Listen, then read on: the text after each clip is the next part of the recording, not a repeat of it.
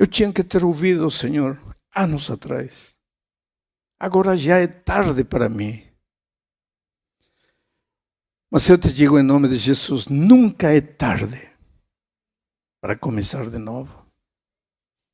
Nunca é tarde para se entregar a Jesus. Nunca é tarde para estudar a palavra de Deus. Nunca é tarde para jogar fora os preconceitos com relação à Bíblia, ao cristianismo. Nunca é tarde para se rendir. E neste momento Jesus está falando a teu coração. Então vamos abrir o texto bíblico em Efésios, capítulo 5. Um dos riscos, entre aspas, de pregar a palavra de Deus e não de usar a palavra de Deus para pregar o que o pregador pensa, porque tem dois tipos de pregação. O pregador pensa o que vai pregar e depois abre a Bíblia para buscar 2 ou 3 versos que apoiem a sua ideia. E existe a pregação bíblica, onde você abre o texto e você renuncia às suas ideias e prega a palavra de Deus. Então, mas isto tem um risco, entre aspas. O risco de que você nem sempre prega o que o povo está esperando. E vamos ler o texto agora, mas você vai ver como Deus fala ao coração, num assunto tão polêmico, às vezes tão crítico para nossos dias. O texto está em Efésios capítulo 5, a partir do versículo 21. Vou ler o texto todo, depois vou começar a explicar. Diz assim: sujeitem-se uns aos outros por temor a Cristo. Seguinte verso. Agora já aqui começam os problemas. Mulheres, sujeitem-se cada uma a seu marido, como ao Senhor. Seguinte verso. Pois o marido é a cabeça da mulher, como também Cristo é o cabeça da igreja, que é o seu corpo, do qual ele é o Salvador. Seguinte texto. Assim como a igreja está sujeita a Cristo, as mulheres estejam em tudo sujeitas a seus maridos. Seguinte texto. Maridos, ame cada um a sua mulher, assim como Cristo amou a igreja e entregou-se por ela. Para começar a agitar os pensamentos, volto ao verso 21, ao verso 22. Ao verso 22. Essa é uma ordem para as irmãs, para as mulheres. Mulheres, sujeitem-se cada um a seu marido. Os homens gostam desse texto. As mulheres não gostam. Especialmente nos tempos em que vivemos, as mulheres não gostam. É interessante, parece que Deus dá a ordem à mulher de sujeitar-se a seu marido, de obedecer o marido em tudo, de não discutir. O marido é a cabeça, ele tem a última palavra, o que ele diz não se discute. E alguns maridos aproveitam, não? E quando a coisa não está indo em casa, levantam o texto. E por outro lado, as irmãs ficam incomodadas com este texto. Eu não estou falando de uma coisa que eu imagino, estou falando de uma realidade. Só que o último verso, olhem o que diz o último verso, o 25. Agora é uma ordem para a mulher, digo, para o marido. Ame cada um a sua mulher, assim como Cristo amou a igreja e entregou-se por ela. Quer dizer, neste texto encontramos 2 ordens. Um para a mulher, sujeite-se a seu esposo.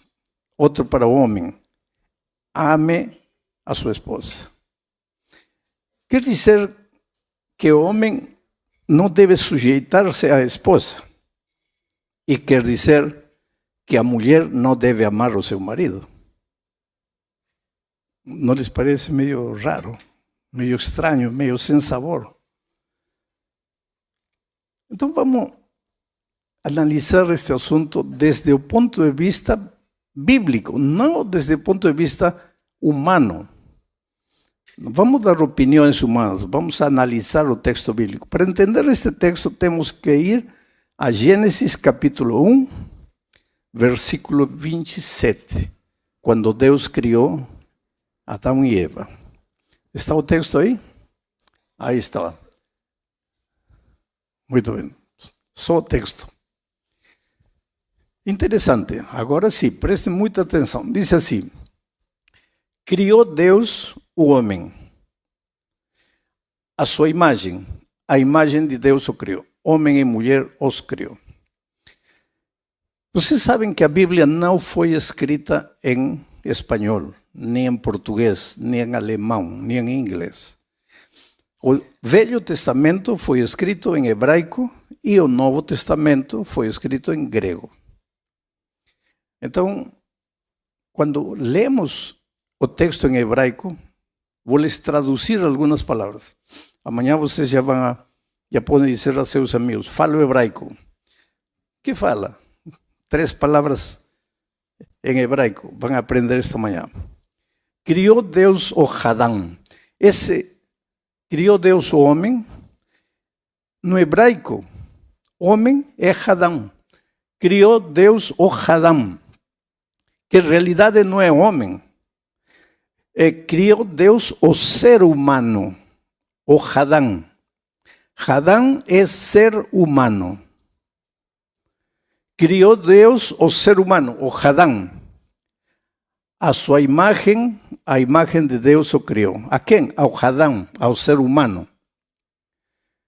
Mas esse ser humano tinha uma composição. Zakar e Nekebá os criou. Porque homem masculino em hebraico, Zakar. Mulher em hebraico, Nekebá. E os dois juntos formam o Hadam, o ser humano. Agora, teologicamente, sabe o que o texto está dizendo? Que o ser humano, para ser completo, tem que estar formado por um Hadam e um Nekebá. Um Hadam sozinho não é ser humano completo, teologicamente. E um Nekebá sozinho não é ser humano completo. Mas quando um Zakar e um Nekebá estão juntos, aí formam um Hadam, um ser humano completo. Esse era o plano original de Deus. Mas vocês sabem que muitos dos planos originais de Deus, com a entrada do pecado, mudaram. Vou lhes ilustrar. Quando Deus criou o mundo, o plano não era que o ser humano fabricasse casas. Para quê? Se o clima era perfeito. Não havia calor, não havia frio excessivo. Originalmente, nós deveríamos viver como passarinhos, como animais, né? Tranquilos. Não havia frio, não havia calor, não havia nada. Mas entrou o pecado. E o equilíbrio climatológico se alterou. Agora, muito frio, muito calor. Então, como um plano de emergência, o ser humano teve que fabricar casas. Mas no plano original de Deus, casa não aparecia.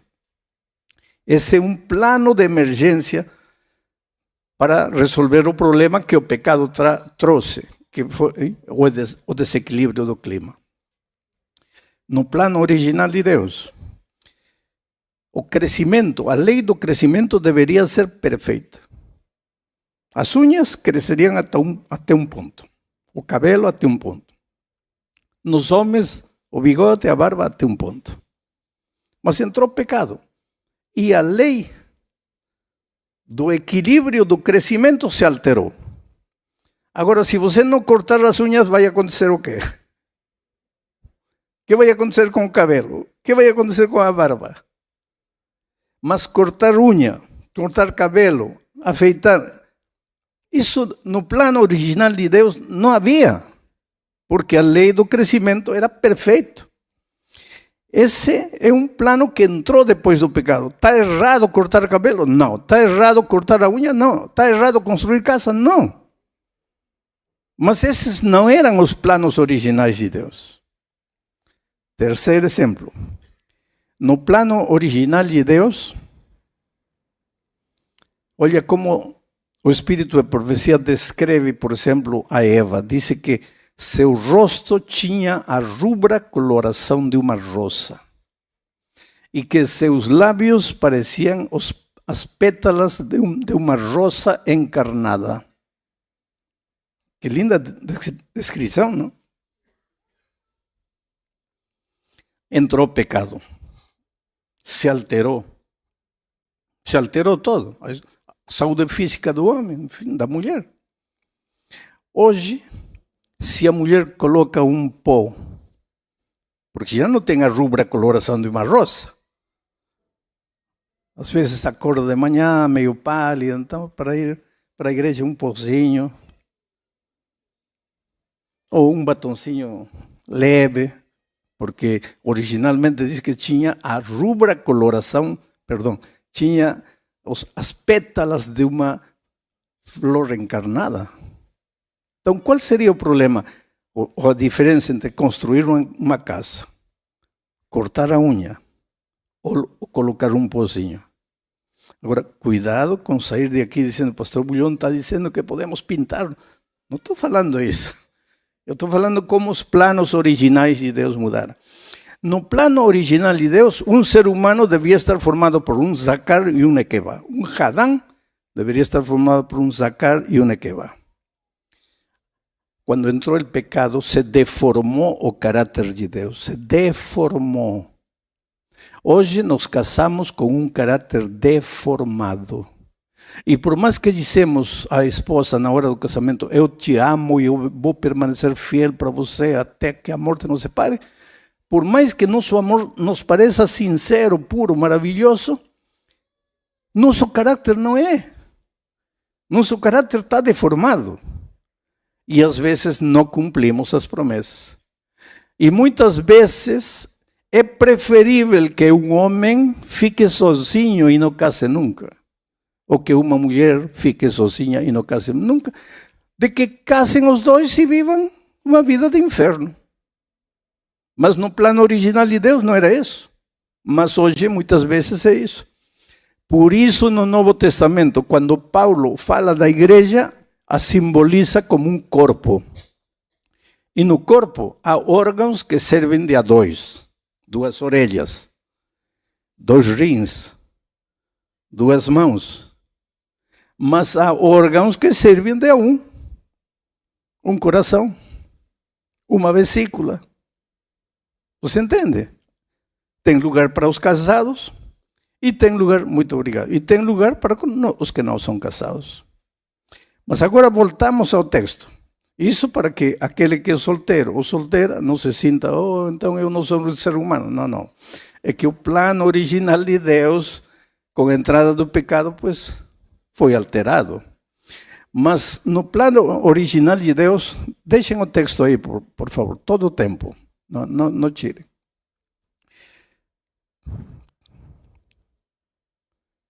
O verso 1, Gênesis, deixem Gênesis. Criou Deus o Hadán, a sua imagem, a imagem de Deus o criou. Zacar e Nequeba os criou. Quando a gente conhece um pouquinho de grego, tudo se esclarece. Agora, se um Hadán decide casar com outro, se um Zacar decide casar com outro Zacar, continua metade de um ser humano. E se uma Nequeba decide casar com outra Nequeba, continua metade de um ser humano. Porque para ser um ser humano completo, tem que haver um Zacar e um Nequeba. Agora, isto é o que Deus apresenta. Eu sou livre de aceitar ou de não aceitar. Isso já é liberdade minha. Agora, o fato de que eu quero que as coisas sejam como eu quero, Deus me deu liberdade para isso. Mas a palavra de Deus diz uma coisa. E você, na vida, tem que optar. ou aceita o que é politicamente correto, ou aceita o que a palavra de Deus diz. Dito isto, vamos ao texto de Efésios de novo. E agora vamos saber o que tem por trás desse texto maravilhoso. 21, verso 21. Sujeitem-se uns aos outros por temor a Deus. Esse sujeitem-se em grego, porque Paulo não escreveu isso em hebraico, escreveu em grego. O que é sujeitar para nós? É amarrar uma coisa à outra. Então, se a esposa tem que estar sujeita ao marido, é que a esposa tem que estar amarrada ao marido, o marido jala e a mulher vai atrás. Esse é o conceito português, hispano. Mas esse não é um conceito bíblico do grego original. Sujeitar-se é dever amor a outra pessoa. Ame, em realidade o sentido é ame a outra pessoa. Ame, na igreja, amem-se uns aos outros. Devam-se amor, sujeitem-se uns aos outros. Amem-se uns aos outros. Não estejam brigando, não estejam discutindo por qualquer coisa. Mas por que nós, às vezes na comissão da igreja, outro dia uma irmã me fez uma pergunta assim, na lata, como diz, que não me deixou tempo para pensar. Me perguntou: pastor, os membros da comissão da igreja irão para os céus? E depois eu perguntei, mas irmã, por que está me fazendo essa pergunta? Porque na minha igreja, a comissão da igreja é a mais briguenta. Só falta comer um a outro. Brigam, discutem. E disse mais: a minha igreja abriu uma nova igreja, mas tomara que fosse por missão. Não foi por missão, foi por briga. Porque um foi lá, abriu a igreja, porque não pode conviver aqui. Então, qual é o problema? É o caráter. O caráter que nós recebemos de Deus, quando Adão e Eva foram criados, já não é o caráter nosso hoje. E eu disse outro dia, e vou repetir novamente. Por mais que você diga, porque as grandes empresas, antes, as empresas buscavam o melhor quociente intelectual, não? O QI, esse famoso QI. Ou seja, quem tinha mais título, melhor, nas melhores universidades, quem tinha mais QI, esse era empregado.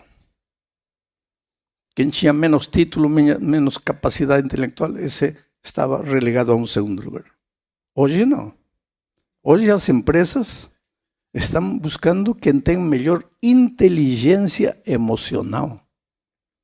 E que significa inteligência emocional? Em outras palavras, em uma só palavra, caráter. Misericordioso, bondoso, perdoador, compreensivo, que dá uma segunda chance. Caráter. Só que nosso caráter está deformado. E às vezes nós fazemos um curso de inteligência emocional e quando vamos ao trabalho, o caráter está aí. Porque o caráter não muda nenhum curso, nenhum seminário humano. O caráter muda Jesus. João chegou a Jesus como o filho do trovão. Imaginem como era o caráter de João para que as pessoas chamassem ele de filho do trovão. Aprendeu a conviver com Jesus e quando chega a velhinho, agora lhe dizem o discípulo do amor. Como é que o filho do trovão chega a ser o discípulo do amor? Pela convivência com Jesus todos os dias. Como é que os membros da comissão da igreja vão a ser unidos, vão estar sujeitos um ao outro, vão se amar um ao outro? Pela convivência com Cristo. É por isso que cristianismo não é somente pertencer à igreja. Cristianismo não é apenas ir uma vez por semana à igreja. Cristianismo se vive 24 horas por dia. Cristianismo é um estilo de vida. Não é uma religião. É um estilo de vida. Você acorda pensando em Cristo. Você toma café da manhã pensando em Cristo. Relacionando tudo com Cristo. Você toma banho relacionando tudo com Cristo. Você dirige seu carro com Cristo. Enfrenta as lutas da vida com Cristo. Pensa nas decisões que vai tomar hoje com Cristo. Isso é cristianismo. Se fosse apenas relação com a igreja, não seria cristianismo, seria igrejismo. Mas é relacionamento com Cristo, de aí vem a palavra cristianismo. Em outras palavras, cristianismo é enamorar-se de Jesus, amar Jesus, caminhar com Jesus. E à medida que você vai caminhando com Jesus, o caráter de Jesus começa a se reproduzir na sua vida. E na casa todos percebem que você mudou. E no trabalho todos percebem que você está diferente. E na vizinhança todos olham, o que está acontecendo com ele? É que o caráter de Cristo começa a aparecer na tua vida. O problema é que nós às vezes confundimos ser membro de uma igreja com o cristianismo. E vou te contar uma história que comecei a contar outro dia. Eu estava saindo da igreja da Praça da Árvore, lá em São Paulo. E peguei meu carro no estacionamento. No primeiro semáforo, luz vermelha, parei. E aí aparece um rapaz do outro lado com um revólver. E me disse, abre a porta. E com movimentos pausados para ele não ficar nervoso, abri a porta. Ele entrou, sentou a meu lado e colocou o revólver aqui. Luz verde, me disse, avança. E eu falei, olha rapaz, eu sou pastor. Ele me disse, eu sei que você é pastor. Você me conhece? Não, não te conheço, mas agora você vai saber quem sou eu. Falei, mas, olha, quiser levar o carro, leva. Se quiser, eu com cuidado coloco a mão no bolso, tiro a carteira, leva o que quiser, mas precisa me fazer dano? Não. E ele disse, não, eu não vim te roubar, eu vou te matar. Falei, mas por quê? O que te fiz eu? Você acabou com o meu casamento. Você destruiu minha família. Você fez a cabeça da minha mulher. Eu não entendia o que ele estava falando. Falei, rapaz, eu acho que tem uma confusão. Eu não te conheço, não conheço tua esposa. De onde vem o que você está falando? E ele disse assim, você não é pastor dessa igreja? Falei, eu sou pastor, mas não dessa igreja. Esta noite eu vim, eu preguei aí, mas eu não cuido dessa igreja, eu não sou o pastor dessa igreja. Mas o que aconteceu? O que você tem contra o pastor? Agora vem a história. Ela começou a frequentar a igreja. E parece que ela não entendeu que vida cristã é enamorar-se de Jesus e conviver com Jesus. O que ela entendeu é que vida cristã é não comer porco, não beber cerveja, não fumar. Ela aprendeu as regras, ela não aprendeu que vida cristã é companheirismo diário com Jesus.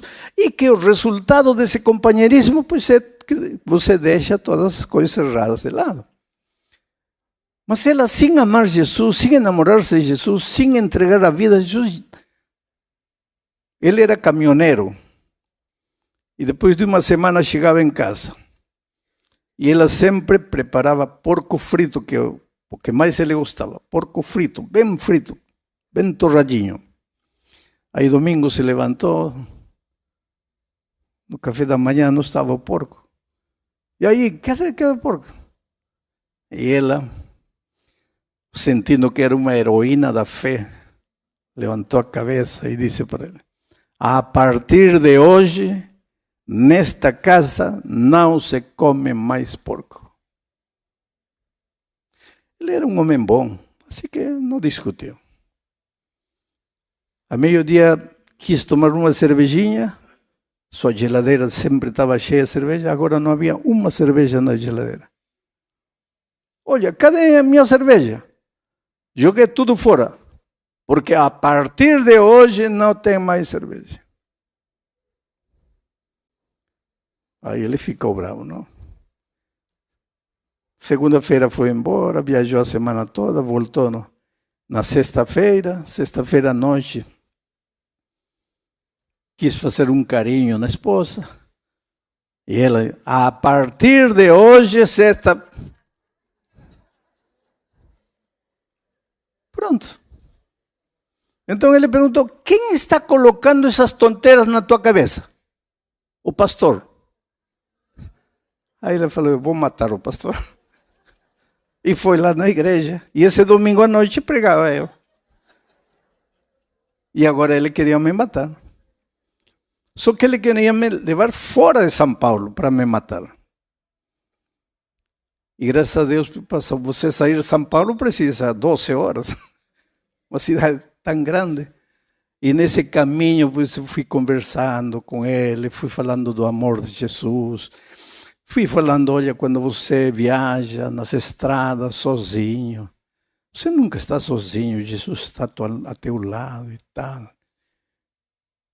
Ele me perguntou, você tem certeza que você é pastor da mesma igreja da minha esposa? Sim. Mas ela não fala nada de Jesus, ela só fala de porco, fala de cerveja, fala de festa, fala de... Eu falei para ela está começando a conhecer Jesus. Seguramente ela não se batizou ainda, não, batizou não. Então ela está conhecendo Jesus. E eu comecei a falar de tudo para ele. Me disse, então se Jesus é o centro da vida, por que não pode tomar cerveja? Expliquei. E por que não pode comer porco? Expliquei. E se por aí tivesse água, eu batizava ele. Retornamos para a cidade. Liguei para o pastor, falei, olha, visita esse rapaz. Hoje ele está na igreja, batizado, feliz da vida.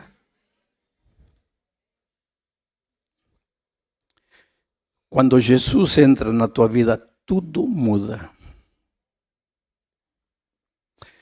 O problema é que, inclusive, nós confundimos religião com Cristo.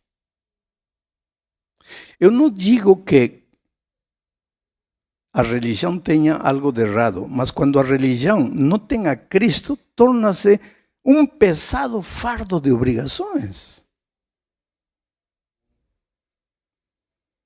Mas quando Cristo entra na vida, a vida se torna uma vida exuberante, uma vida plena, uma vida dinâmica, alegre. Quantas vezes eu tenho encontrado gente assim, políticos poderosos, homens de muito poder, de muita influência, artistas. E eu vejo lágrimas nos olhos deles.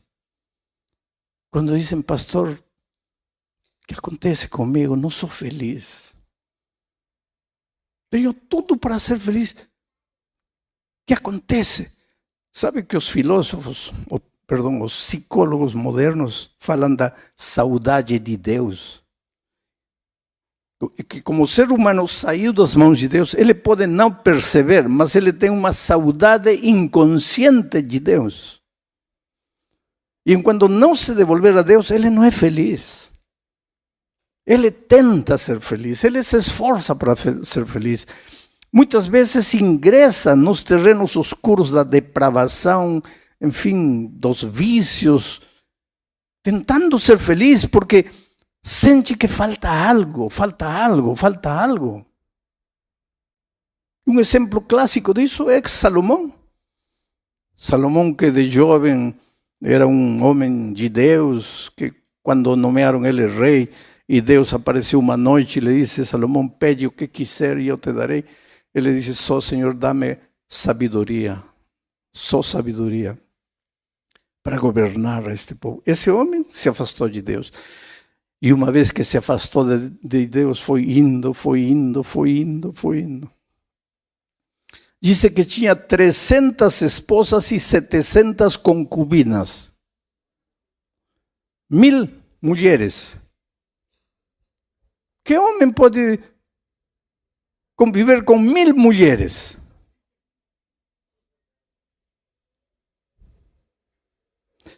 E o espírito de profecia diz que ele se sentia tão vazio, apesar de ter 1000 mulheres, que começou a entrar no terreno do homossexualismo.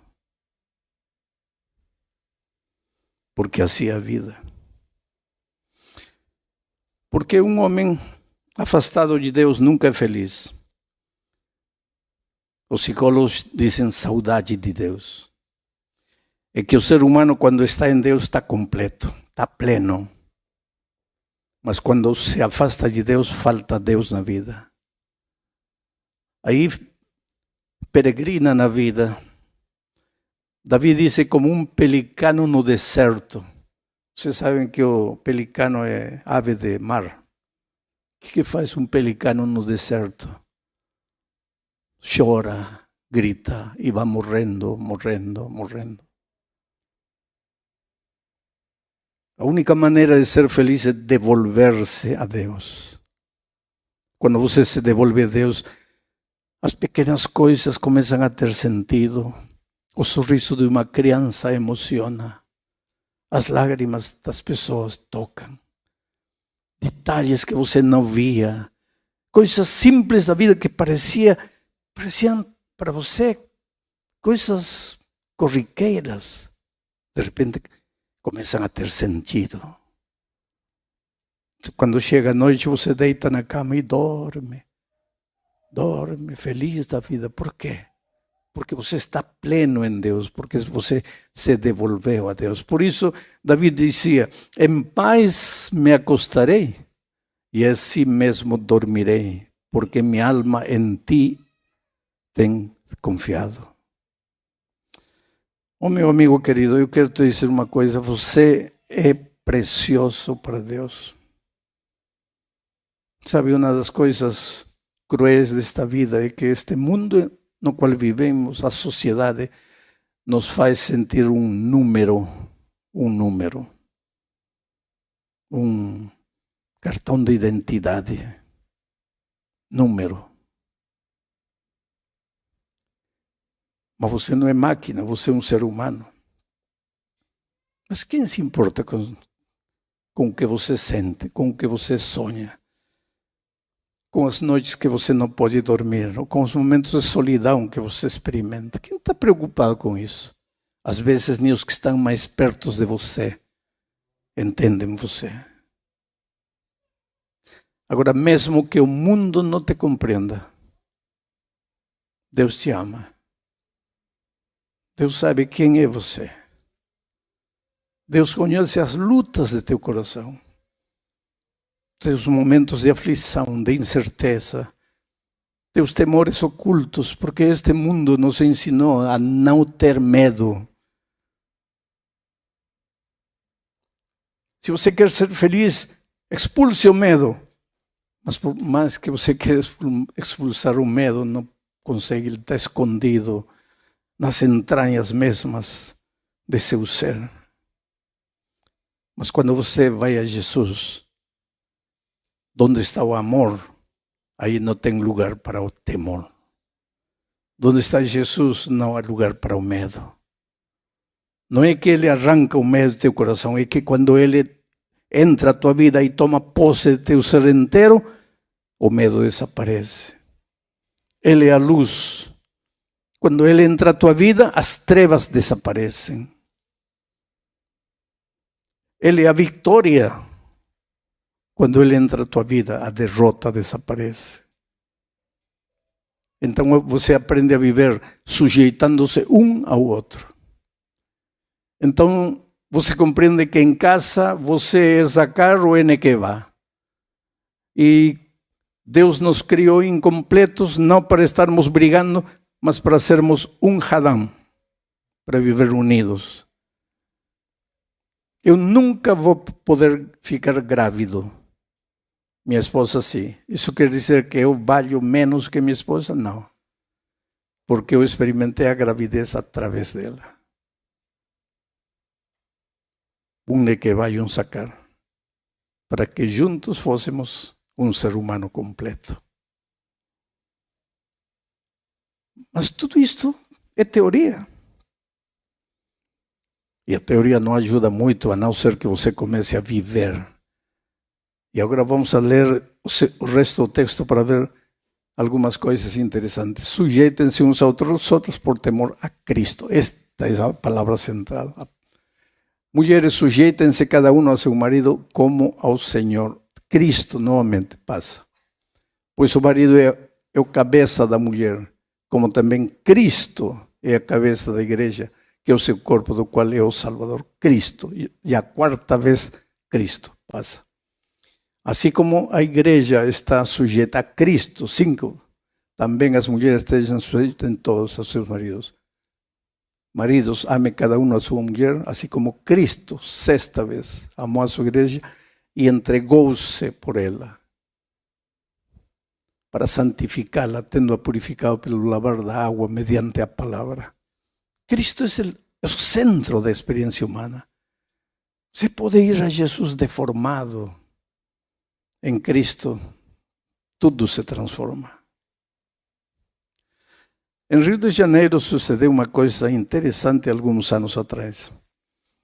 Um dono de uma tenda de roupa grande, um homem de origem árabe, lá na região do Saara, no centro do Rio, tinha várias lojas grandes de roupa, homem muito rico. Chegou ao país pobre, trabalhou duro, enriqueceu. Mas ele, um dia estava saindo do trabalho e sequestraram ele. Esteve 40 dias sequestrado. Foi notícia em todo o Brasil. Os delinquentes pediam $2 milhões por ele. E queriam em notas de $20. Aonde que ia encontrar 2 milhões em notas de $20. A família lutava, se esforçava. Um dia mandaram uma orelha do homem para a família. O homem sequestrado estava enlouquecendo. Não via, desde o momento do sequestro não viu ninguém e não via ninguém. Deixavam pizza fria para ele comer aí. Não tinha banheiro, não tinha para onde ir. Uma miséria de vida, 40 dias. Um dia, por uma fresta, ele conseguiu olhar um homem. Careca, moreno. O rosto dele ficou bem gravado. 40 dias depois, a família pagou, acho que $400 mil e soltaram ele. Abandonaram ele aí, na rua, uma madrugada. E quando a família pegou, ele estava assim, como um zumbi. Não falava nada, não dizia nada. A polícia, depois de dar um tempo para eles repousar, descansar, começaram a perguntar. Ele não vi ninguém. Nunca vi ninguém. Ele nunca falou do rosto que ele viu. Passou 1 mês, 2 meses, 3 meses, 5, 6 meses. Um dia ele contratou um grupo de sicários e disse para o chefe: aqui está. Esta é a descrição. Fizeram um desenho aí. Não, sim, esse. Procurem ele. E ninguém procurava.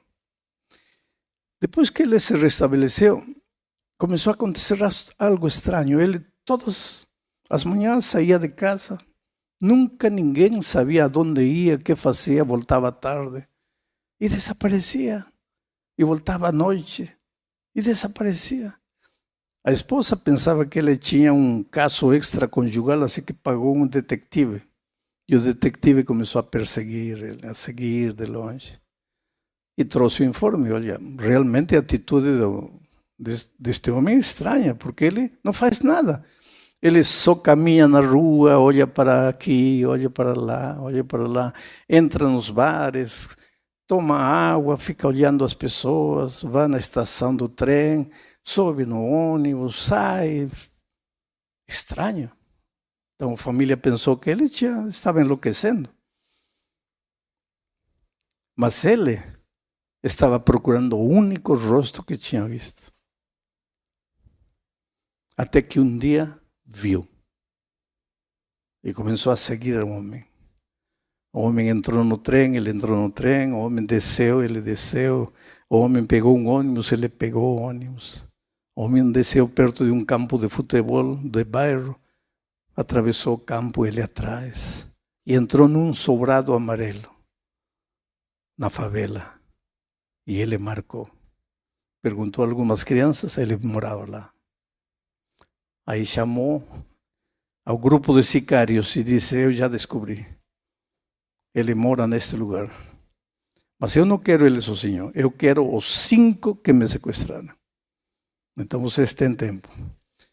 E vocês só me avisem quando tem os 5 cadáveres, porque eu quero os 5 mortos. E passou 1 mês, 2 meses, até que na madrugada o celular soou. Ele acordou, levantou-se sigilosamente, saiu, foi ao lugar onde o sicário falou. Aí estavam 5 corpos cobertos. Então ele foi, o chefe dos sicários com a lanterna, descobriu primeiro e quando ele viu, deu um grito terrível. Não, este não, vocês erraram. Este não, vocês cometeram um erro. E o homem dos sicários, o chefe dos sicários disse, esse é o chefe. O que você viu é este. Nós pegamos este primeiro. Fizemos cantar. E assim pegamos todos. Mas este é o chefe. E o homem quase enlouquecia. Não pode ser. Meu melhor amigo. Aquele que quando estava sequestrado fazia a intermediação entre a família e os sequestradores. Seu melhor amigo. Esse foi o último detonante. Ele pagou o que tinha que pagar, pegou o carro, saiu, bateu contra uma árvore, ficou aí na estrada. Na manhã seguinte, as pessoas se encontraram, viram o acidente, chamaram a polícia. Ele estava louco, completamente louco. E levaram ele a um manicômio. E esteve aí hospitalizado, quase 1 ano. Nesse ano ele tentou se tirar a vida. Louco. À noite gritava, chorava, desesperado. Um dia, perto do Natal, os médicos disseram à família, olha, é bom que para o Natal vocês levem ele para casa. Isso vai lhe fazer bem. E efetivamente, quando ele voltou depois do Natal, do Ano Novo, ele estava aparentemente melhor. E eles disseram, olha, seria bom que vocês tirem ele aqui, levem ele a um sanatório, a uma casa de recuperação. E nós tínhamos um hospital assim que atendia pessoas estressadas lá em Teresópolis. E ele foi para lá, um lugar de vida sana. E lá esteve 1 mês, 2 meses. E havia um capelão. E este capelão queria falar com ele não falava nada. Queria falar com ele, não falava. Um dia estava sentado, o capelão sentou e disse, olha, não quero que você fale nada, só me ouve. E começou a contar para ele a história da Maria Magdalena. E como ela se encontrou com Jesus. E como ela não se sentia digna de perdão. E o capelão, inspirado por Deus, disse para ele, não importa o que você fez na vida. Eu não preciso saber e você não precisa me contar. O que você precisa é acreditar que Deus ama você. E foi a primeira vez que ele falou, quase gritando, como Deus pode me amar? E o capelão disse, não sei, mas Ele te ama. Você não precisa estar aqui. O que trouxe você aqui é a culpa. Mas você não precisa carregar a culpa. Você precisa abrir o coração a Deus. E ele começou a chorar a gritos. E o capelão deixou ele chorar, depois se ajoelharam e oraram. O capelão orou por ele. A vida dele começou a mudar completamente. Começaram a estudar a Bíblia. E à medida que estudavam a Bíblia, os olhos dele se abriam a verdades que não conhecia. Até que o médico diretor de nosso lugar de recuperação lá falou para os familiares, olha, levem ele para casa. Tudo que nós podíamos fazer aqui já fizemos, ele está muito bem, e realmente. A partir desse dia ele começou a estudar a Bíblia, e cada dia sua alma ficava curada. Gostava de ler o Novo Testamento. E quando começou a conhecer a palavra de Deus, descobriu que havia perdão. Sabes, querido, em todos estes anos de meu ministério, o mais difícil para mim tem sido convencer ao ser humano de que Deus o ama, de que Deus o perdoa. A primeira pergunta que as pessoas fazem é a pergunta que esse homem fez para o capelão. Como Deus pode me amar? Eu estava pregando no Estádio Nacional de Lima, Peru, 50.000 pessoas, na época da guerrilha, desse movimento, o Sendero Luminoso, que matou tanta gente no meu país. E uma noite, um homem me procura com um boné, óculos escuros em meio da noite, cachecol. E me disse, pastor, eu não estou aqui para ouvir o Evangelho. Eu não vim aqui para isso. Eu vim aqui cumprindo uma missão assinada. Nós estamos em todos os lugares onde tem gente, tem espetáculo. Eu vim por isso. Eu já matei muita gente. O homem estava emocionado. Me disse, minhas mãos estão manchadas de sangue. Eu matei gente inocente. É que para construir uma nova sociedade era necessário derramar sangue. Mas ontem à noite, quando o Senhor pregou, eu entendi que todo o sangue que tinha que ser derramado para construir um novo Peru já foi derramado na cruz do Calvário. Mas agora o que quer que faça? O que vou fazer com minhas noites de pesadelo? O que vou fazer com minhas mãos manchadas de sangue inocente? Eu tinha que ter ouvido o Senhor anos atrás. Agora já é tarde para mim.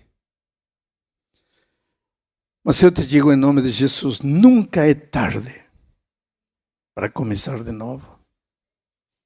Nunca é tarde para se entregar a Jesus. Nunca é tarde para estudar a palavra de Deus. Nunca é tarde para jogar fora os preconceitos com relação. La vida siempre está llena de desafíos, pero la fe nos ayuda a mantenernos firmes. ¿Este vídeo te hizo reflexionar sobre tu fe? Comparte tus pensamientos y experiencias en los comentarios para que podamos discutirlo juntos. Si quieres aprender más sobre los valores religiosos en la vida, no olvides dar like, compartir el vídeo y suscribirte al canal para no perderte los próximos vídeos. A Bíblia, o cristianismo. Nunca é tarde para se rendir. La vida siempre está llena de desafíos, pero la fe nos ayuda a mantenernos firmes. ¿Este vídeo te hizo reflexionar sobre tu fe? Comparte tus pensamientos y experiencias en los comentarios para que podamos discutirlo juntos. Si quieres aprender más sobre los valores religiosos en la vida, no olvides dar like, compartir el vídeo y suscribirte al canal para no perderte los próximos vídeos. E neste momento Jesus está falando a teu coração.